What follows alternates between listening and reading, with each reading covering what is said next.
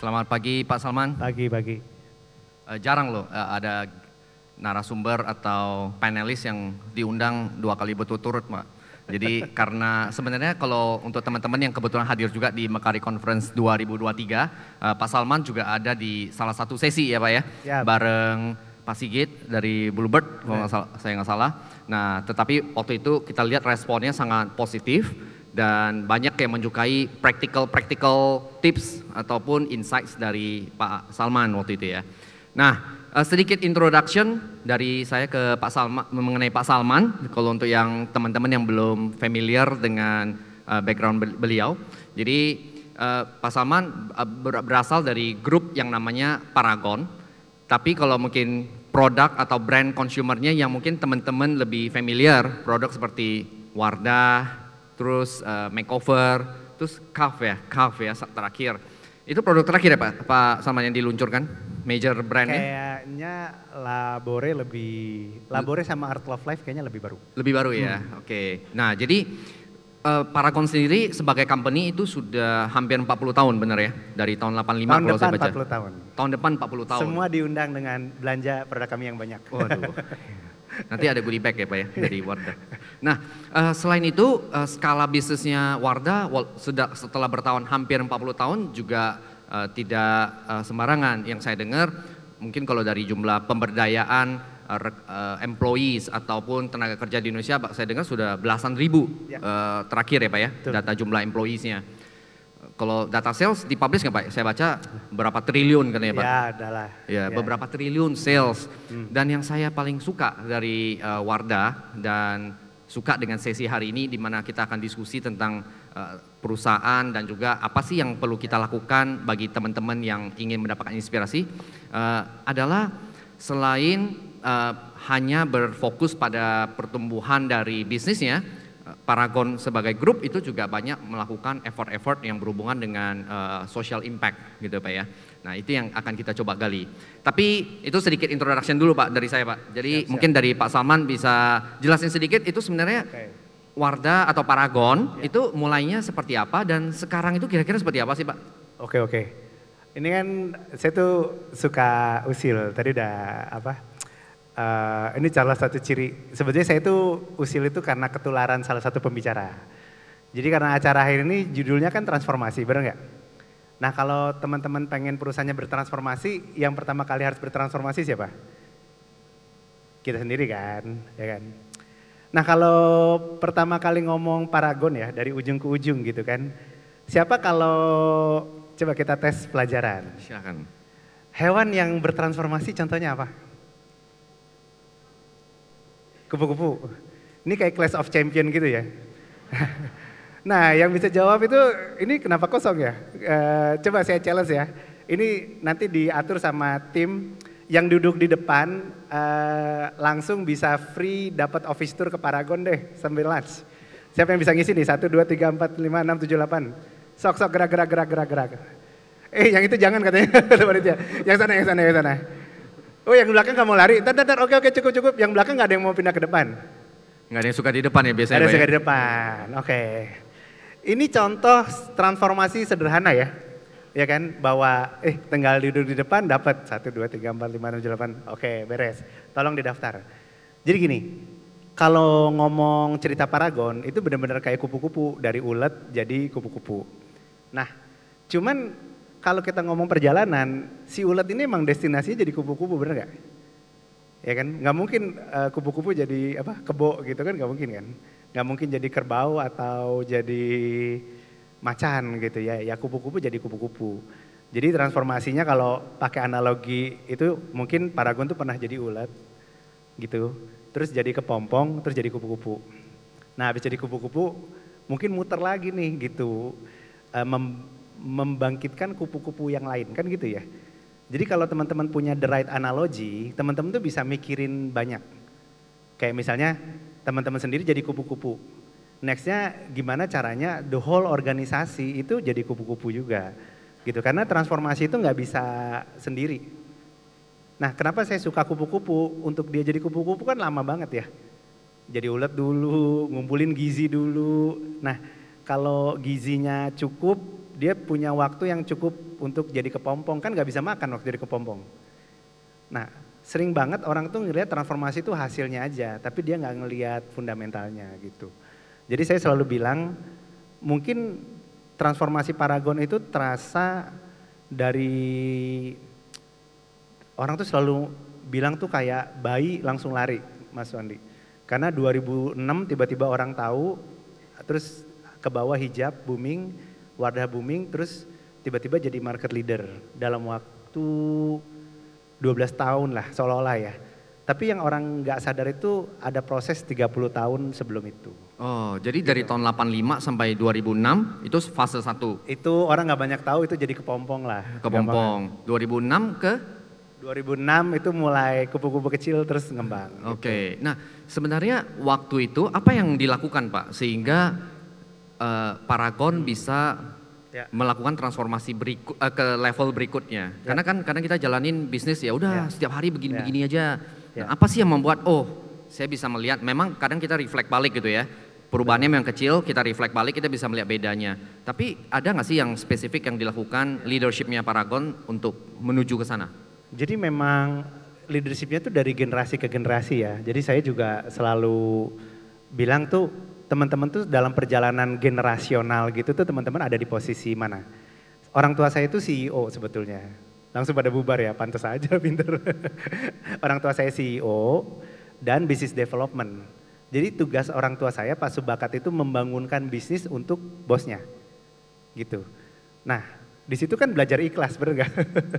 Bangunin bisnis buat bosnya, banyak bisnis berkembang. Orang tua saya itu CEO yang baik. Sementara Bu Nur Hayati itu juga anak pengusaha juga sebetulnya. Jadi yang satu dari Padang Panjang, pengusaha, dulu bisnisnya berubah. Kalau zaman sekarang berapa kali pivot gitu ya. Terus Pak Subakat pun sebenarnya anak pengusaha. Jadi, nah pertanyaannya gini, apakah Paragon didesain untuk segede ini? Tentu tidak. Kalau teman-teman background tahu latar belakang saya apa? Bukan saya terkenal ya, siapa tahu ada yang tahu. Saya itu teknik elektro loh. Saya tidak dipersiapkan untuk membesarkan sebuah perusahaan kosmetik. Karena waktu saya masuk, itu perusahaan kosmetiknya kecil banget. Jadi Pak Subakat bilang daripada nerusin, susah banget, mendingan pivot aja jadi bidang lain. Nah tapi ternyata kita tuh gak akan pernah tahu seluruh persiapan ini ya. Belajar elektro, belajar bisnis, belajar engineering membawa kita kemana. Jadi ibaratnya kupu-kupu tadi tuh ternyata kita makan daun itu ternyata persiapan kita untuk jadi perusahaan besar.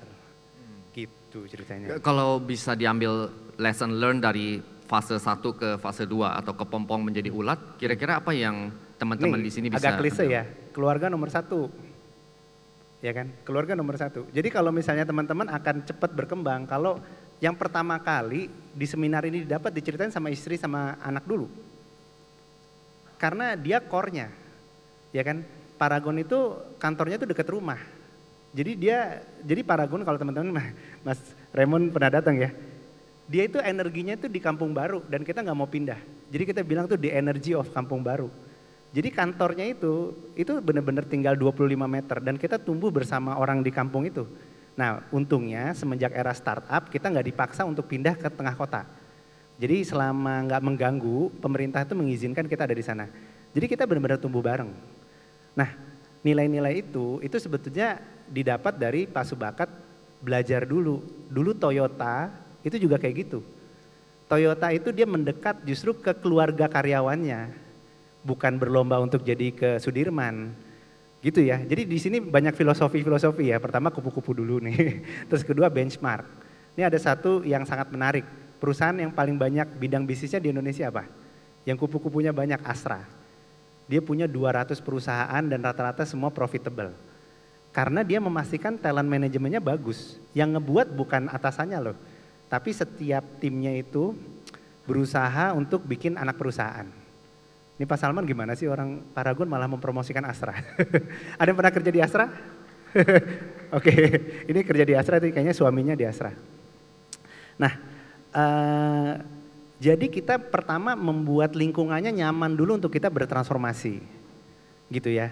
Jadi kalau kita masuk Paragon itu bahkan Sabtu diterima, Minggu kita siapin mes. Jadi karyawannya itu masuk ke mes langsung. Jadi kita suka bercanda, gaji manajemen trainee-nya itu juga cukup untuk beli baju. Jadi kamu nggak usah beli baju, pokoknya hari Sabtu datang udah bisa langsung kerja. Karena balik lagi ya, kita mau lari cepet nih ya, ibaratnya transformasi itu kayak lari maraton tapi ada sprint-sprint di dalamnya. Ya kan? Jadi kalau maraton tapi nggak ada sprintnya itu kan pokoknya maraton lah ya, bukan jalan itu jalan jauh ya. Tapi endurance gitu berhari-hari dan itu harus dikerjain bareng-bareng. Nah jadi Paragon itu memastikan dulu bahwa semua orang tuh nyaman. Karena transformasinya sendiri tuh nggak enak. Oke, jadi kalau saya tangkap tadi proses transformasi ini jangan cuma dilihat ujungnya, tetapi coba harus dilihat juga prosesnya. Itu satu takeaways. Terus kemudian agar proses ini bisa berjalan smooth, bisa pastikan juga environment atau lingkungan mendukung. Semua orang merasakan kenyamanan dulu untuk kemudian membantu proses transformasi gitu ya Pak ya. Siap. Nah, tetapi yang namanya transformasi itu pasti tidak mudah. Banyak tantangan, banyak perubahan di eksternal maupun internal yang kemudian pasti mengganggu rencana kerja kita juga kan Pak ya. Ada pengalaman nggak Pak proses atau perubahan dari eksternal maupun internal yang sangat mengganggu progres dari Paragon gitu Pak? Jadi waktu itu kita udah baca nih kayak digital transformasi dari awal. Tapi kita ngelihat adopsi di Indonesia mungkin ya agak terlambat lah 2-3 tahun. Jadi kita nge-build seluruh aset kita tuh offline sebetulnya. SPG kita senang banget sama frontline. Kita punya frontline tuh sampai 10.000, 8.000. Tiba-tiba COVID coba. Ya kan, kita ngerasa kalau digital kan orang bisa. Ini offline kita bangun bertahun-tahun, tiba-tiba COVID. Nah itu kita merubah mindsetnya jadi digital tentu nggak mudah ya. Tapi untungnya kan kita culture-nya kuat. Jadi ada beberapa yang bahkan Pak kayaknya saya nggak bisa. Saya nggak bisa. Jadi ada yang akhirnya frontline kita buka warung gitu ya. Terus ngambil kerjaan-kerjaan informal karena COVID. Dan itu apa ya, sedih lah ya, pasti ya. Kita tuh nge-build troops kita tuh untuk offline. Tapi dibantu digital ya. Jadi database, kita bangun mereka untuk jadi makeup artist dan store owner sebetulnya. Tapi ya udah gitu, harus dijalanin. Dan sekarang blessingnya mungkin mereka jadi digital store. Jadi kita kan nggak akan pernah tahu apa yang akan terjadi di bisnis kita. Makanya tadi kalau akarnya kuat, ada badai apapun tuh kita bisa berubahnya lebih cepat. Gitu. Nah, badai yang kuat. Ada pengalaman itu tadi case-nya COVID ya Pak ya? COVID paling parah lah pokoknya. Oh, COVID. Kebakaran pernah. Nah, ya kan? bagaimana Pak waktu Krisis itu? Ekonomi pernah. Oh, oke. Nah, tapi waktu itu banyak memang kalau kita sekarang jadikan COVID, mungkin sekarang kita nggak berada di era COVID lagi ya. Tapi pengalaman di fase COVID atau era COVID tadi itu sebenarnya banyak pelajaran bisnis yang bisa didapatkan. Apalagi kita sekarang sudah melaluinya beberapa tahun, kilas balik, kita bisa coba connecting the dots lah gitu Pak ya. Waktu itu sebenarnya menurut Pak Salman, apa sih yang membuat Paragon itu sukses dalam mengambil market online ya?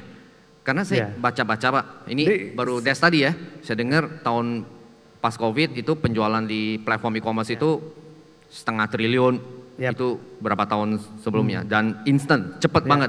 Itu apa sih yang terjadi di dalam waktu itu Pak? Ya kepepet. Ada yang pakai kosmetik kompetitor nggak ya kita cari.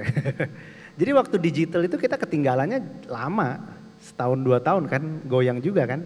Sementara brand lain nggak punya beban, nggak harus bayar SPG, nggak harus bayar overhead, impor aja kan, impor bayar banyak banget duit ke Google Ads, ke TikTok, segala macam. Sementara kita nggak bisa punya budget sebesar itu.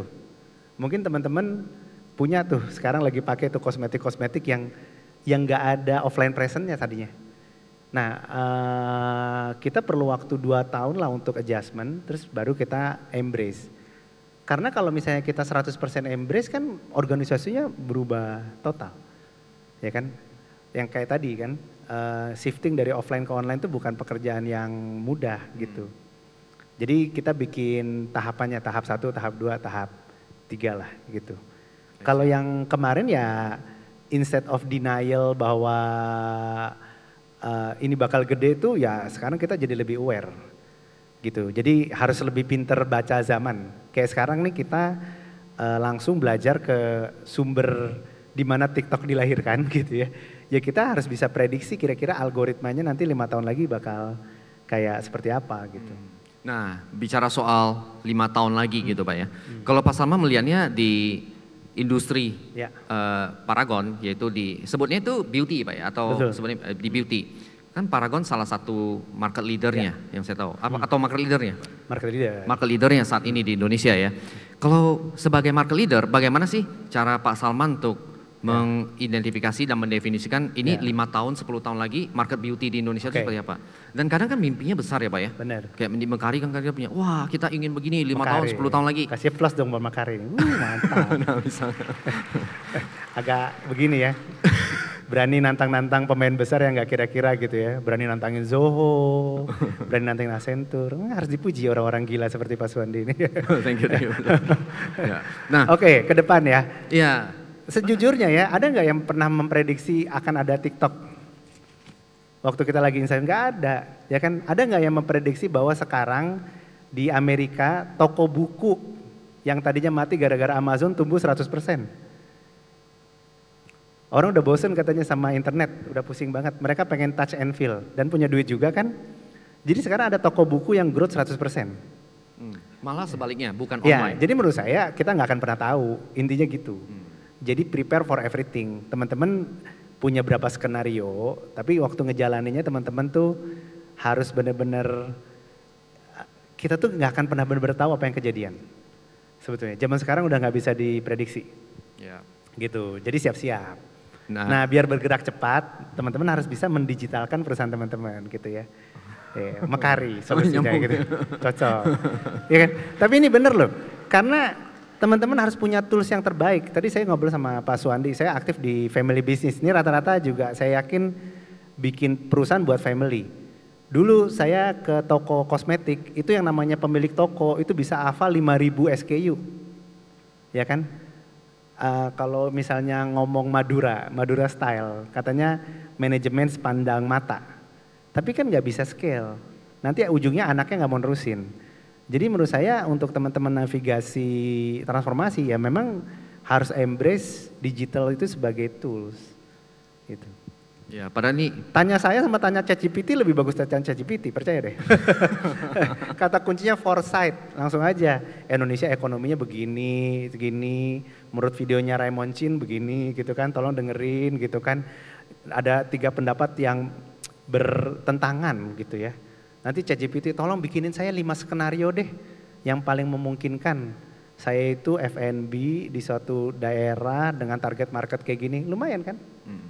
Itu kalau nyewa konsultan tuh berapa tuh? $1 juta tuh. Makanya kalau kita nanya gitu orang konsultan suka ngomong, wah that's a $1 million question katanya gitu. Indonesia gimana gitu ya? Iya. Kalau saya bisa jawab, saya nggak ada di sini juga. Susah dipredik gitu ya. Susah dipredik. Tapi terlepas dari kemampuan kita untuk prediksi ya, yang pastinya Yap. bakal susah banget. Terus kemudian tadi juga Pak Salman cerita melalui tahapan-tahapan yang sudah berbeda lah dari ulat ke pompong kalau analoginya, ke pompong ke ulat analoginya tadi ya, dari perusahaan level 1, level 2, level 3 dan seterusnya. Kira-kira kalau dari leadership, dari Pak Salman ataupun dari leadership tim lain dari family, itu ada yang berbeda nggak sih Pak antara posisi sebagai mungkin third atau fourth in the market menjadi market leader di market, bedanya apa? Beda banget. Jadi kalau teman-teman kejar-kejaran, anggap aja nih kita di skala kecil lah ya. Tadinya kita saingan di satu region, kita punya cafe. Tadinya kita nge-challenge 3 cafe, terus kita kerjanya ngeliatin aja. Ternyata berubah nih, dalam waktu 5 tahun kita punya 4 cafe, saingan kita malah tutup. Nah tadinya kita ngerasa enak loh ngejar-ngejar gitu, kayak Paragon, ngejar Unilever, ngejar L'Oreal. Seru banget, kayak naik mobil kan kayak ngebayang-bayangin. Pas udah di depan bingung sendiri kan. Di depan tiba-tiba dikejar sama kompetitor ya gak? Keren-keren lagi kan, dikejar ya gitulah ya, Skintific lah, apalah, Original lah gitu kan. Itu rasanya beda banget loh.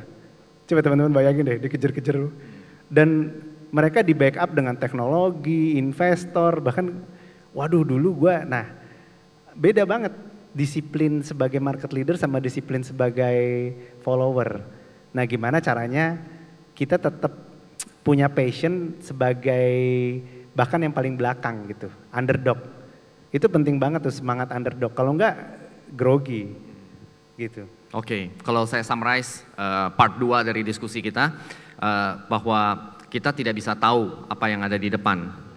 Banyak yang teori-teori ataupun hipotesa yang sudah terbukti salah, walaupun waktu itu kita tidak tahu itu akan benar atau tidak. Paling penting bagi kita adalah selalu untuk mempersiapkan diri, selalu mempersiapkan bukan cuma diri kita tapi juga tim kita. Betul. Yang selalu membantu kita untuk mencapai goals kita. Dan mungkin dalam konteks sesi hari ini, transformasi digital itu adalah salah satu cara untuk membantu bisnis untuk lebih agile dan lebih siap beradaptasi dengan segala perubahan tersebut. Gitu ya Pak Salman ya. Mungkin terakhir Pak Salman ada pesan dari seorang market leader di industri Pak untuk teman-teman lain. Ya, saya tuh cukup beruntung untuk kesuksesan Paragon ini kan ngebawa kita kemana-mana. Termasuk saya belajar family business. Teman-teman bisa bayangin nggak, saya ke Prancis tuh ada ya family business yang lebih tua dari Napoleon. Jadi 10 generasi itu pada kaget kan. Terus ada yang lebih tua dan yang ngebangun negara itu sebetulnya pengusaha menengah loh. Karena dia bisa kasih beasiswa, dia deket, dia buka peluang magang. Kalau perusahaan udah gede bukan nggak mau, udah susah. Jadi mungkin kembali ke ininya. Jadi pertama teman-teman harus yakin bahwa entrepreneur dan orang-orang yang datang ke sini itu adalah yang akan ngerubah destiny dari bangsa ini, gitu ya. Nah, kalau saran saya teman-teman tuh bikin North Star yang jauh sekalian, minimal 50 tahun lah, gitu ya. Walaupun teman-teman mungkin berubah ya, mungkin usahanya saya nggak mau deh, saya mau aktif di sektor sosial. Nanti anak-anak saya yang bikin usaha sendiri boleh. Atau justru anak-anak saya jadi CEO, karena gaji CEO lebih tinggi dari perusahaan itu boleh juga. Sekarang saya untung 2 miliar, gaji CEO nanti 10 miliar, sah aja. Tapi yang penting tulis yang jelas. Ibaratnya itu teman-teman mau jadi kupu-kupu yang kayak apa. Nah kadang-kadang kalau kita ngomongnya jauh ke depan itu tuh jadi North Star gitu loh. Saya tuh terakhir bikin blueprint Mas Wandi, ngomong 10 tahun tuh pusing gitu, kayak aduh nih gimana nih nanti gak kecapai, kemerungsung jadinya. Tapi kalau 10 tahunnya dijadiin 20 tahun itu jadi lebih enak gitu. Kalau 20 tahun kan mungkin tercapainya di 17 tahun, mungkin 25 tahun. Dan semua tuh tiba-tiba jadi set up gitu loh. Kayak oh berarti saya harus spend waktu lebih banyak di keluarga, jangan-jangan itu jawabannya gitu. Atau malah oh gue harus bergerak nih gitu. Gue harus segera cerita cita-cita gue sama istri gue, sama temen, sama anak gitu. Kuncinya tuh mikir panjang. Memang transformasi itu akan banyak paradoks gitu loh. Jadi ketika kita berpikir 30 tahun ke depan, kita jadi justru tahu apa yang harus kita lakukan Senin depan. Gitu. Nah, itu yang bikin pusing sebetulnya. Ya kan? Menarik. Jadi kalau kita tahu punya idea, gambaran apa yang mau dikerjakan 30 tahun ke depan, kita malah jadi tahu apa yang mau dikerjakan Senin besok ya Pak ya? Jadi visinya sama why-nya ya, makanya kan namanya visi sama misi. Sebetulnya yang benar tuh misi dulu baru visi. Jadi why dulu baru seperti apa gitu kan. Kan why then what gitu kan. Jadi teman-teman sekarang lagi misi apa sih? Ini untung juga kita semua generasi YouTube ya, ikigainya apa gitu. Kan kalau kita transformasi kita harus tahu mau jadi apa gitu kan. Begitu. Oke, ya saya belajar banyak hari ini Pak Salman. Thank you Pak Salman. Sekali lagi tepuk tangan untuk Pak Salman.